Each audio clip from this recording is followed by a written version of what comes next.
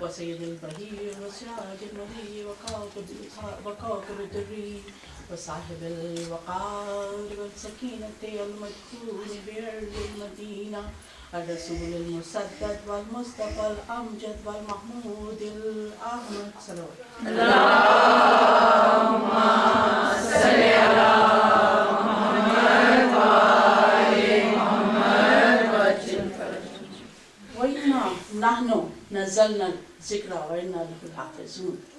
قرآن حکیم کی ایک مختصر سی آیت ہے، بلکہ آیت کا ایک حصہ ہے کہ بے شک ہم نے اس ذکر کو نازل کیا اور ہم ہی اس کی حفاظت کرنے والے ہیں. میں آج کے آپ سے گفتگو کے سرنامہ کلام کو یا موضوع کو اسی آیت سے مستعار لیتے ہوئے اخذ کرتے ہوئے حفاظت قرآن اور اہل بیت کے عنوان سے کچھ مختصر سی گفتگو آپ کے سماعتوں کے لیے ہدیہ کرنا چاہتی ہوں. قرآن کی حفاظت، اگر آپ تاریخ اسلام کے اوراق پر نظر ڈالیں، میں بمجبوری تاریخ اسلام کا لفظ استعمال کر رہی ہوں، ورنہ کو کہنا یہ چاہیے تھا کہ حکمران جو کہ خلافت ظاہری یا حکمرانی ظاہرہ جن کو ملی، ان کی تاریخ اگر مرتب کی جائے تو آپ دیکھیں گے کہ آپ کو نظر آئے گا، بتایا جائے گا، پڑھایا جائے گا ہماری کتابوں میں کہ قرآن جمع ہوا حضرت عثمان رضی اللہ تعالیٰ عنہ کے زمانے میں، اور ان کو جامع قرآن کہا بھی جاتا ہے.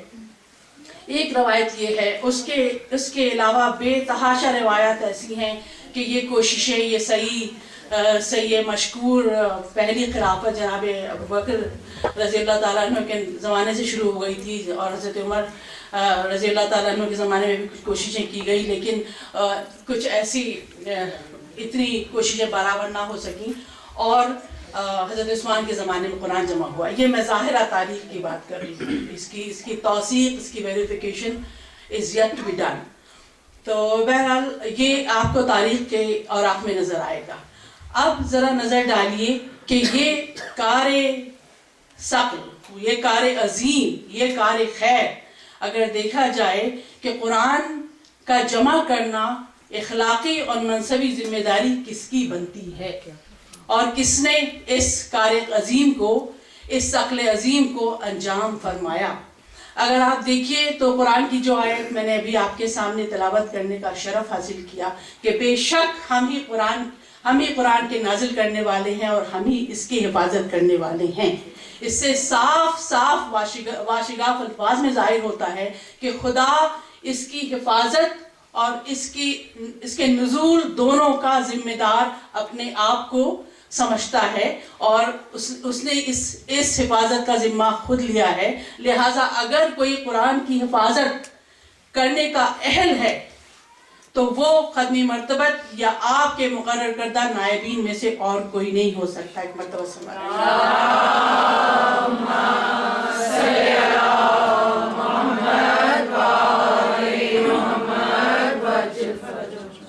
اور اگر تواریخ کے اوراق پلٹیں تو شاید دامن وقت میں اتنی گنجائش نہ ہو کہ ہم ان تمام روایات کو آپ کے سامنے پیش کر سکیں جو کہ آپ کو اتنی دوسرے رخ پر، دوسری سمت پر روانہ کر دیں گی کہ آپ آپ کو سوائے کیوس کے کچھ سمجھ میں نہیں آئے گا، کیونکہ اتنی روایات ہیں اجلہ صحابہ کی. کوئی کہتا ہے کہ 100 آیات اور تھیں سورہ احزاب کی جو کہ قرآن میں نہیں، کسی نے کہا 20 آیات فلاں سورہ کی اور تھیں، کسی نے سورہ توبہ کی ایک آیت کا حوالہ دیا کہ یہ قرآن میں تھی جو کہ اب نہیں ہے. جبکہ جو کچھ بھی آپ کو کوئی بھی ایسی ایک روایت، ایک قول، ایک مبہم سا اشارہ بھی کسی بھی معصوم کے منہ سے نہیں ملے گا کہ کسی معصوم نے بھی یہ کہا ہو کہ قرآن جیسا من نازل ہوا تھا ویسے ہی کہ ویسا موجود نہیں ہے. آپ کو ایک بھی معصوم کا قول، کوئی بھی حوالہ نہیں ملے گا کہ کبھی بھی قرآن کی سند، قرآن کی آتھینٹسٹی کے لیے اگر کوئی بھی سوال اٹھایا گیا ہو مکتب اہل بیت کی جانب سے.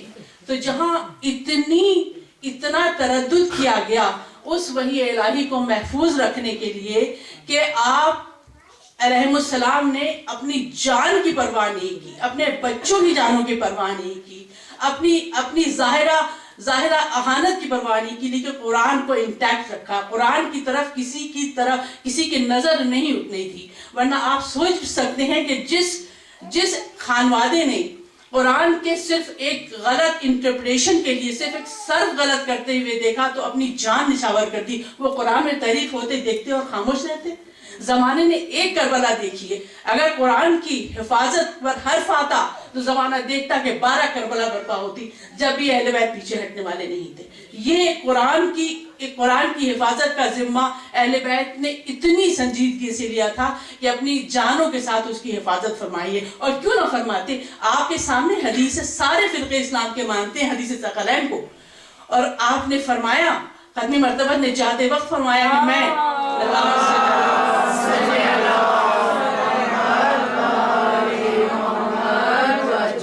جب آپ نے ارشاد فرمایا کہ میں تمہیں 2 گراں بہاں، 2 وزنی، 2 ویٹڈ چیزیں چھوڑ کر جا رہا ہوں، ایک میری کتاب قرآن اور دوسرے میرے اہل بیت. یہ دونوں آپس میں جدا نہیں ہوں گے جب تک کہ مجھے حوض کوثر پر نہ ملے. اور حدیث ابھی ختم نہیں، حدیث آگے بڑھ کے یہ کہتی اگر تم نے ان سے تمسک رکھا تو تم گمراہ نہیں ہوگے. میرے سمجھ میں نہیں آتا کہ امت کو اس سے بڑی گارنٹی اور کیا چاہیے تھی اہل بیت و قرآن کے ساتھ. اس سے بڑی کون سی گارنٹی؟ آپ کتابوں میں دیکھیے صفحات بھرے ہوئے کہ خلافت کا مسئلہ حضور نے حل نہیں کیا، حکومت امت پہ چھوڑ دی، یہ فیصلہ امت پہ چھوڑ دیا.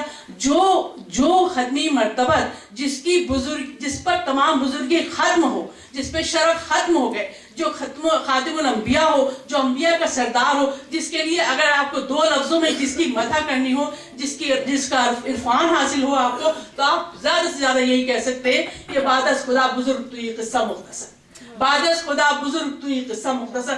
وہ نبی، وہ پیغمبر جس پہ تا قیام قیامت شریعت چھوڑنے کی ذمہ داری ہے، وہ نبی جس کے اوپر یہ ایک تہذیب کو قائم کرنے کی ذمہ داری ہے. آپ کے بعد کوئی وحی آنے والی نہیں ہے، آپ کے بعد کوئی نبی آنے والا نہیں ہے. اور وہ پیغمبر اتنی لاپرواہی کا مظاہرہ کرے کہ اگر آپ کتابوں کو کھول کر دیکھیے کہ کیا کیا اس میں اقوال ہیں، کیا کیا لوگوں نے روایت کیا ہے. ایک بزرگ فرماتے ہیں کہ ایک گھڑا ہوتا تھا، مٹکا ہوتا تھا، اور ہم قرآن کی آیات لکھ کے حضور اس میں ڈال دیا کرتے تھے.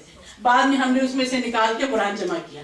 آپ اگر کوئی حدیث نہ ہوتی، کوئی روایت نہ ہوتی، صرف آپ اور پیغمبر ختمی مرتبہ کی ذات آپ کے درمیان ہوتی، تو آپ ایک لمحے کے لیے یقین کر سکتے کہ وہ آیات، وہ قرآن جس میں کہ ساری انسانیت کے لیے دستور حیات تھا، وہ آپ ایک طرح سے اوراق پریشاں کی صورت میں چھوڑ کر چلے گئے اور ہم پر عائد کر دیا کہ اس کو فالو کرو، اس کو مانو اور اس پر عمل کرو. اور جو کہ اوراق پریشاں ہیں امت کے ان لوگوں کے ہاتھ میں بھی رکھ سکتے ہیں جن کو پورا علم نہیں، ان کے ہاتھ میں رکھ سکتے ہیں جن کے اپنے ویسٹڈ انٹرسٹ ہوں، ان کے ہاتھ میں رکھ سکتے ہیں جو کہ آپ کے معافی ضمیر سے ہی واقف نہ ہوں، اور آپ امت پہ فرض کر جائیں گے کہ یہ وہ ثقل عظیم ہے جو میں تمہارے درمیان چھوڑ کر جا رہا ہوں، اور تم پر فرض ہے، واجب ہے کہ اس پر چلو اور اس کے ساتھ رہنا، اور اس حبل متی کو کبھی ہاتھ سے چھوڑنا نہیں. صرف اگر آپ کسی بھی علماء کی سند کو نہ لیں، کسی بھی آرگومنٹ کو نہ لیں، پھر بھی آپ کی عقل سلیم برداشت نہیں کرے گی، گوارا نہیں کرے گی کہ آپ کا خاتم النبیین، وہ صاحب لواء الحمد اس طریقے سے قرآن کو اوراق پریشان کی صورت میں چھوڑ کر جا سکتا ہے. مرتبہ صلوات دی.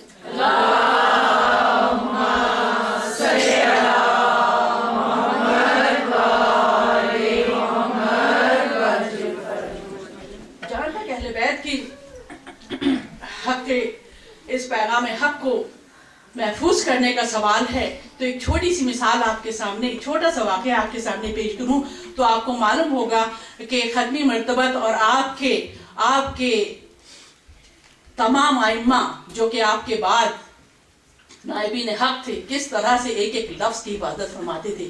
صادق آل محمد کا زمانہ ہے.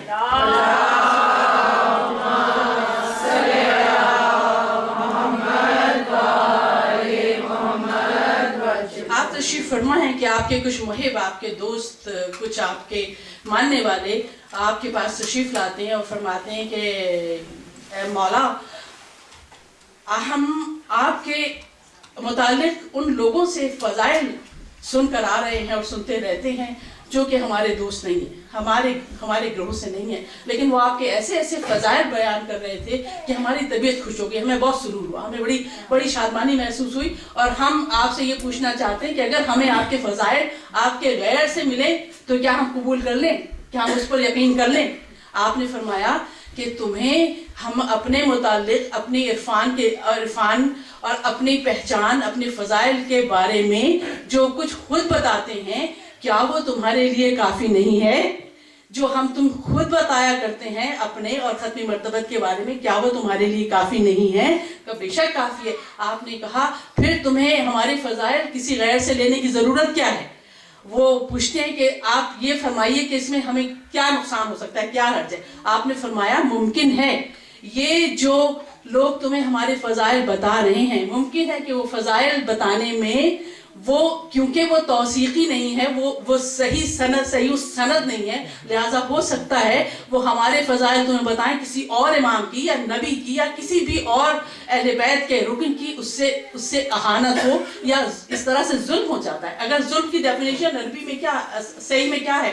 ظلم وہ ہے کہ جو آپ کسی چیز کو اس کے مقام سے ہٹا دیں. جس چیز کا جو صحیح مقام ہے اگر آپ اس پر نہ مانیں، اس کو نہ رکھیں، اس کو اس کے مقام سے ہٹا دیں تو ظلم ہے.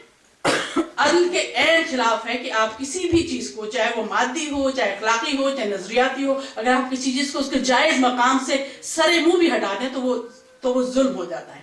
آپ نے فرمایا کیونکہ ہماری تعلیمات، جو کچھ بھی تعلیمات ہماری تمہارے سامنے پیش کی گئی ہیں وہ ختمی مرتبت سے توثیق کی ہوئی ہیں.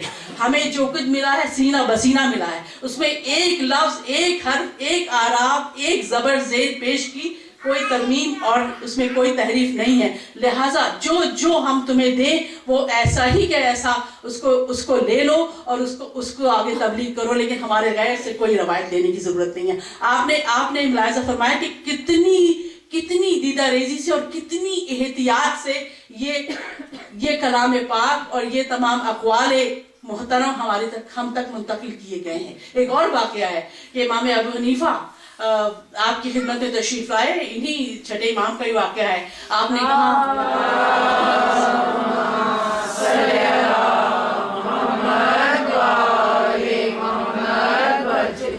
آپ نے ان سے فرمایا کہ میں نے سنا ہے کہ تم فقیہ شہر ہو. امام ابو حنیفہ کہتے ہیں کہ ہاں لوگ ایسے ہی کہتے ہیں، مجھے فقیہ شہر مانتے ہیں. تو آپ نے کہا کہ تم کو پورا علم ہوگا کہ کون سی آیت منسوخ ہے، کون سی آیت غیر منسوخ ہے، کون سی آیت مشتبہ ہے، کون سی آیت محکم ہے اور کون سی متشابہ ہے.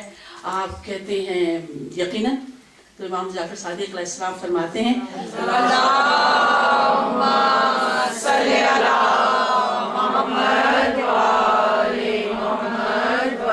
آپ نے فرمایا کہ میں دعا کرتا ہوں کہ خدا تمہیں راہ ہدایت پر ڈالے، کیونکہ یہ علم سوائے ختمی مرتبت اور ان کی ذریت کے کسی کے پاس ہے ہی نہیں کہ کون سی آیت مشتبہ ہے، کون سی محکم ہے، کون سی متشابہ ہے اور کون سی منسوخ ہے، کون سی منسوخ نہیں ہے.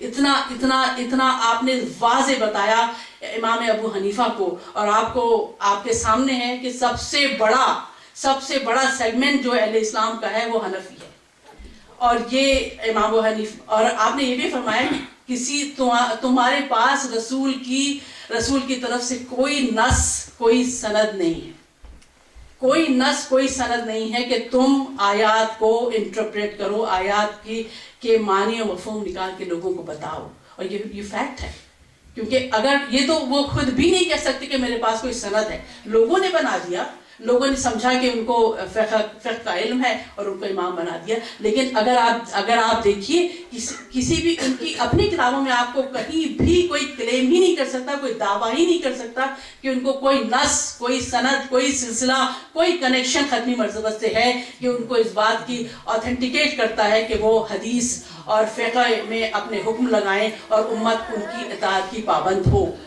حیرت ہوتی ہے کہ ذرا سی چیز میں بدعت کا شور مچا دینے والے، ذرا سی چیز میں چیزوں کو لوگوں کو کفر اور شرک کا الزام لگانے والے، اتنا بڑا فیکٹ، اتنا بڑا عنصر عالم اسلام کی نظر میں کبھی آیا ہی نہیں.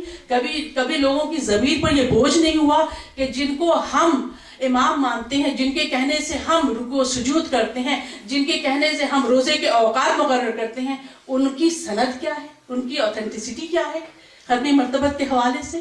یہ وہ انتہائی نازک مرحلہ ہے جس کو کہ جتنا بھی ہم اس چیز کا شکر ادا کریں کم ہے کہ خدا نے ہمیں اس مکتب فکر میں پیدا کیا کہ ہمارے سامنے ہادیان برق ہیں، وہ ہادیان برق ہیں جو کہ اپنی جان پر کھیل جائیں گے لیکن دین پر آش نہیں آئیں گے.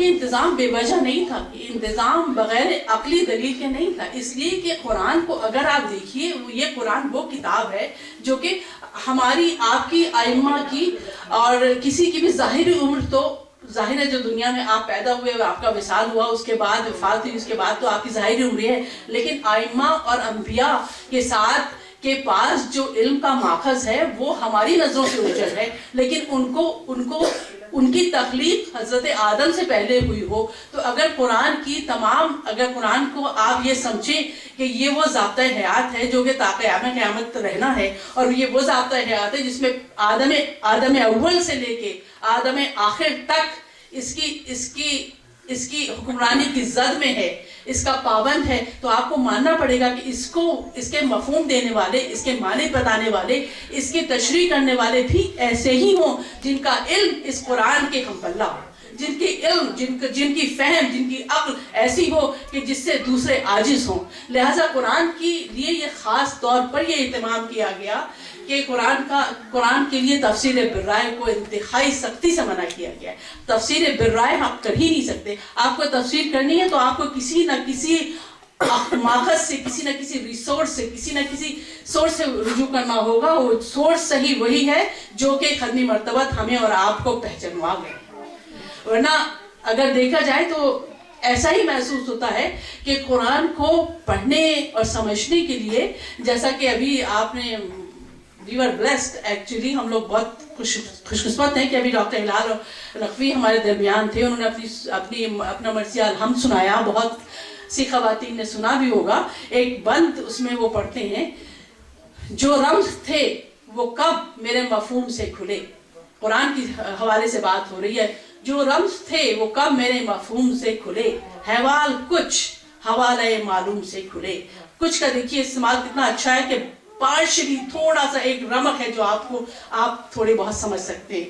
احوال کچھ حوالے معلوم سے کھلے. اور فرماتے ہیں کہ میں شہر علم تک جو در علم سے گیا، سب آگہی کے باغ بڑی دھوم سے کھلے. سب آگہی کے باغ بڑی دھوم سے کھلے. با ادب صفے ابجد تھی سامنے، بیدار و با ادب صفے ابجد تھی سامنے. دانش گہے علی و محمد تھی سامنے. دانش گہے علی و محمد تھی سامنے. حیدری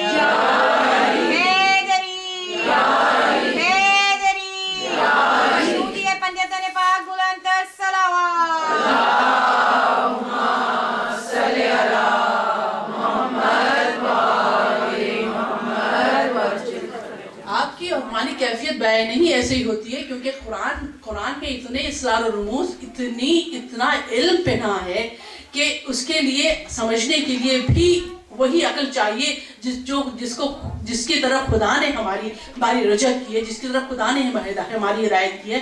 لہٰذا اہل بیت علیہم السلام کا دامن تھامے رکھنا تاکہ ہم صحیح راستے پر رہیں، وہ کس حد تک ضروری ہے یہ آپ مجھ سے بہتر جانتے ہیں.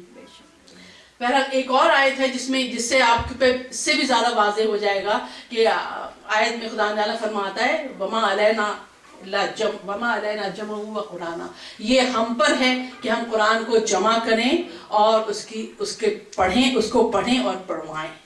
دونوں آیتوں کو اگر آپ الگ الگ بھی دیکھیے، اکٹھا دیکھیے، تو آپ کو کسی بھی سند کی، کسی بھی اور ثبوت کی، کسی چیز کی ضرورت نہیں رہے گی، کیونکہ بالکل واشگاف الفاظ میں قرآن نے خود کہہ دیا. یہ کوئی حدیث نہیں ہے، یہ کوئی روایت نہیں ہے، یہ کوئی کسی صحابی سے نقل نہیں ہے، یہ براہ راست قرآن سے ہے کہ ہم پر ہے کہ ہم اس کو جمع کریں اور ہم اس کو پڑھیں اور پڑھوائیں. اس آیت کے ہوتے ہوئے اگر آپ کو کوئی بھی چیز ایسی نظر آئے یا آپ کے سامنے پیش کی جائے تو آپ بڑے سکون سے، بہت اعتماد سے قرآن کی ان دو آیات کو پڑھ سکتے ہیں کہ یہ آیات قرآن کے جمع کرنے اور قرآن کی حفاظت کرنے کے لیے، حفاظت کی کریڈٹ کس کو جانا چاہیے اس کے لیے کافی. ایک مرتبہ صلوات اللہم صلی علی محمد و آل محمد. اور قرآن حکیم کی حفاظت اہل بیت نے کی اور ایسی کی کہ جیسا حق تھا. معصوم ائمہ علیہ السلام کی تو بات ہی الگ ہے، لیکن ان کے ساتھ جو لوگ تھے جو کہ ہماری اور آپ کی اصطلاح میں غیر معصوم ہیں، لیکن ان کے کردار کی عظمت، ان کے کردار کی بلندی دیکھیے تو واقعی انسانیت میں یقین آنے لگتا ہے.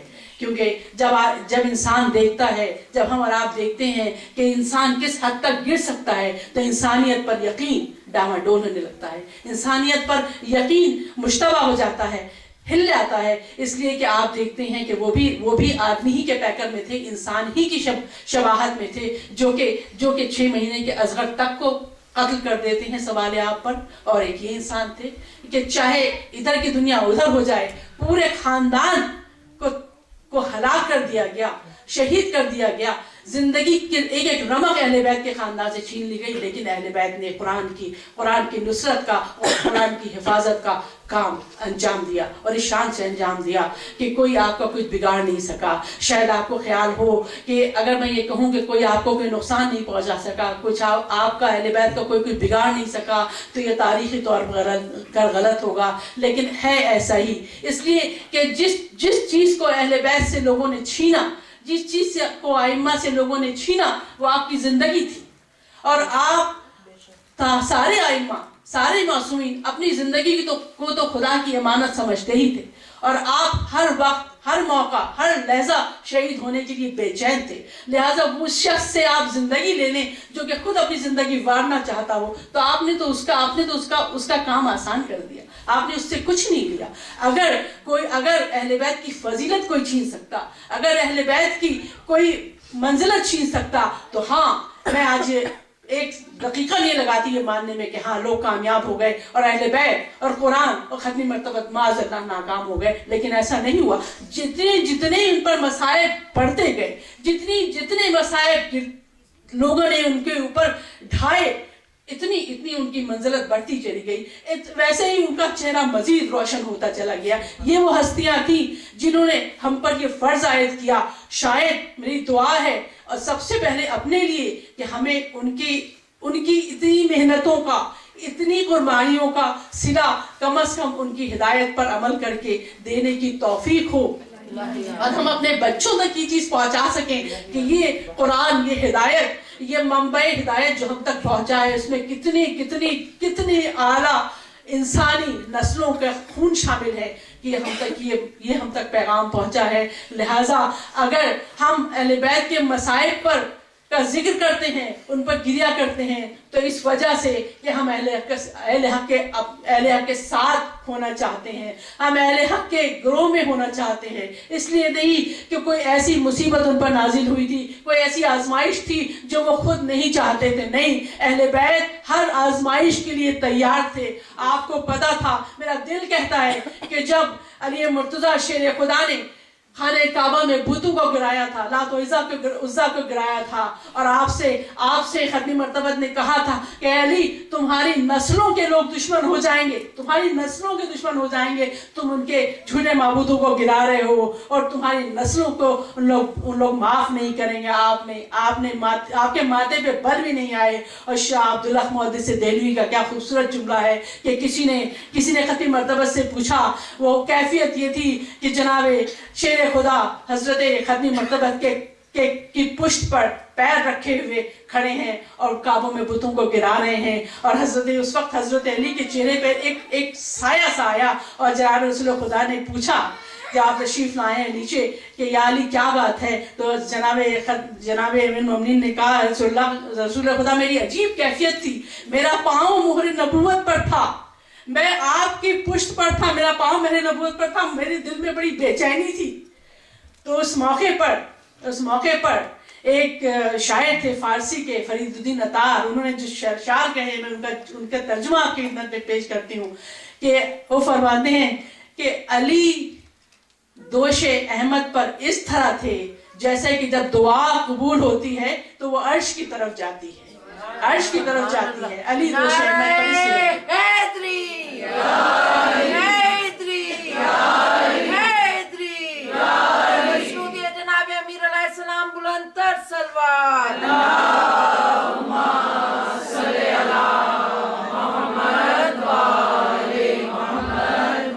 और शाह अब्दुल हक मुहद्दिस देहलवी आलिम अहले सुन्नत, बहुत बड़े आलिम हैं, आपने रवायत की है अपनी किताब में कि किसी ने पूछा हज़रत से कि हज़रत आप क्या कर रहे हैं, तो आप फरमाते हैं कि मैं अली कार रिसालत अंजाम दे रहा हूँ, कार हक अंजाम दे रहे हैं, मैं बार हक उठाए दूँ। ये हज़रत का जुमला था कि अली कार हक अंजाम दे रहे हैं, मैं बार हक उठाए दूँ।